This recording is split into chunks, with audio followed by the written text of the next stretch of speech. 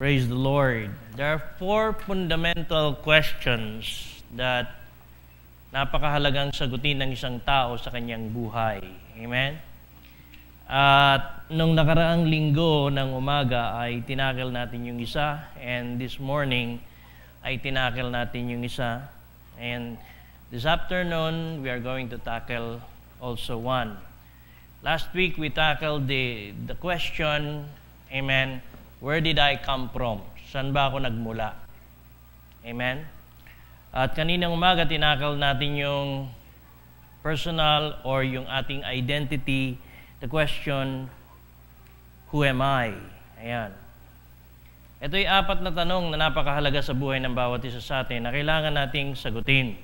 At madalas, pag hindi natin nasagot ng tama, o kaya hindi natin na-deal ang mga questions na ito early on in our life, it causes us to have a wrong direction in our life, which causes us to live a life that is not significant and unfulfilling. Amen? Itong mga question na ito ay very basic. The question, who am I? Tapos the question, why am I here? Or what is my purpose? The question, where did I come from? And the question, where am I going? Amen? Kung saan ako pupunta. Maraming mga tao, they live out their life without answering these questions. At doon nagkakaroon ng problema. Amen. Whenever we do things the way God does them, amen, we find ourselves. Whenever we do things the way the Lord does them, why is this? Because you are created in His image. Amen? Amen ba? That's the reason why you know how to love, you know how to feel. Amen? Amen ba? You know how to give importance to things. God gives importance to you, His creation and everything. Amen? And that is the reason why. And every time we walk and we function, in the very nature of God, we find ourselves.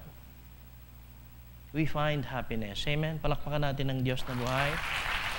Glory to God. But God said, seek first the kingdom of God and all of His righteousness, and all these things shall be added unto you. Ngayon ang tanong, how can I express my purpose in God? Una, sa pagkakalikha sa iyo ng Diyos. Nilikha ka ng Diyos sa Kanyang wangis. Amen. At ang pagkakalikha sa iyo ay hindi aksidente. Do you believe that? Lahat ng tao nilikha ng pantay-pantay, pero hindi lilikha ng pare-pareho. Amen? Lahat tayo pantay-pantay. Everybody has the opportunity to rise up, honor the Lord, and fulfill the very height and call of his life to reach the fullness of his potential. Because God is no respecter of person. Amen.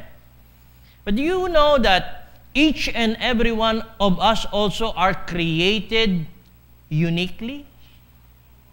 Amen?